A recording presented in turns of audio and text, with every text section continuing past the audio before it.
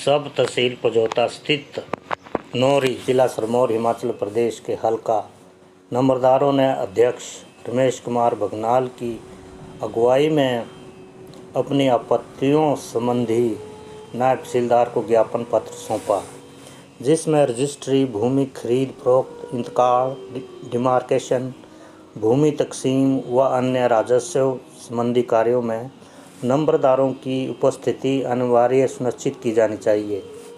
अध्यक्ष रमेश कुमार बघनाल ने ज्ञापन पत्र के बिंदुओं पर प्रकाश डालते हुए कहा कि नंबरदारों को बिना ढालबाज राजस्व पटवारी द्वारा तैयार की गई सूची के बिना किसानों से मामला लेने में समस्या आ रही है। नायब तहसीलदार ने आश्वासन दिया कि नंबरदारों की उपस्थिति बगैर कोई भी भूमि संबंधी कार्य नहीं किया जाएगा।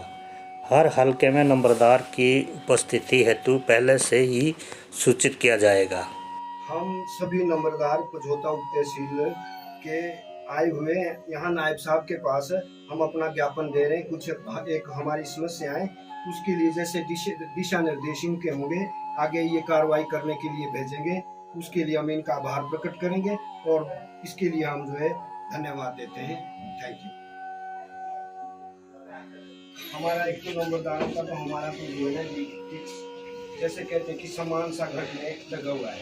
हमारा पहले तो ये रजिस्ट्री और तकसीम, डिमार्केशन, उसमें जो हमारी जो है उपस्थिति करवाई जाए। और दूसरा जो हम ढालबाज के लिए जो है कई सालों से, वर्षों से जो हम आग्रह करके सब आपके BRO सबसे बात करके ना, हमने SDM साहब मिले आपसे पहले जो भी रहे यहाँ पर नायब साहब, उनसे भी बात हुई। हमने ढालबाज अगर देने की कृपा करें तो रेवेन्यू लेने में हमारे को कोई दिक्कत नहीं है जी। और ढालबाज का भी हमारा ऐसा है जी, ऑनलाइन में मैं दिखाऊंगा आपको सबसे पहले उसमें कोई वो नहीं है जी। रास्ते जो है महिलाओं के नाम, जिनका परिवार में भी पता नहीं है जी, इसके भी शेयर होल्डर है सबके साथ है नहीं, उसमें लेना कठिन है।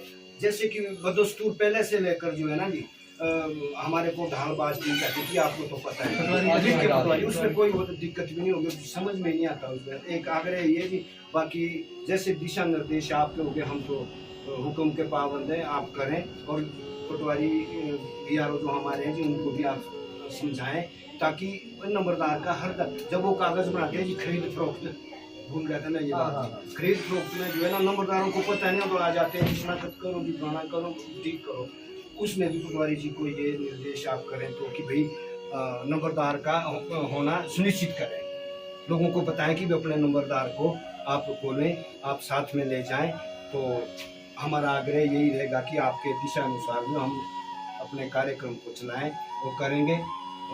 बाकी आपका बहुत बहुत धन्यवाद, आपने हमारे लिए इतना समय निकाला जी। और आगे भी हम उम्मीद करते हैं कि आप हमारा तीनों सहयोग देंगे और आगे तक हमारी आवाज़ को उठाएंगे। धन्यवाद जी। जैसे कि सर एक इंतकाल होता है ना, जिस मौजे का इंतकाल हो उसी मौजे का नंबरदार हो, उसमें दिक्कत हमारे को भी नहीं आएगी, आपको भी नहीं आएगी। बाई चांस कई बार गड़बड़ होता है, नाम का पता नंबरदार का नहीं हो, यस करके करवा देता है। कल कोई इन्वॉल्व आप भी हो सकते हैं, डिपार्टमेंट भी हो सकता है, आप भी हो सकते हैं।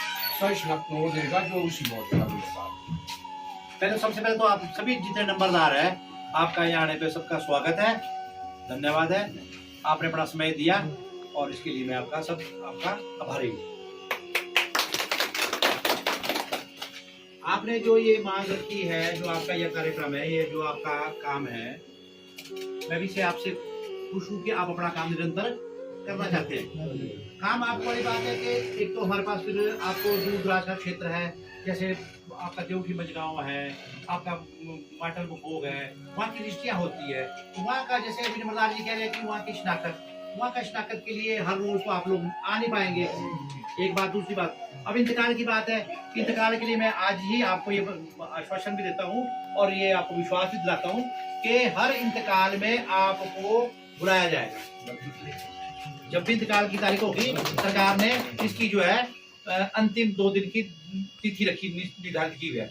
लोक अदालत जिसको बोलते हैं, वो हर महीने की अंतिम 2 दिन होते हैं। वो 30-31 हो या 29-30 हो, छुट्टी होगी तो पहले था, जैसे इस बार 30 और 31 की छुट्टी थी तो 28-29 को हुए।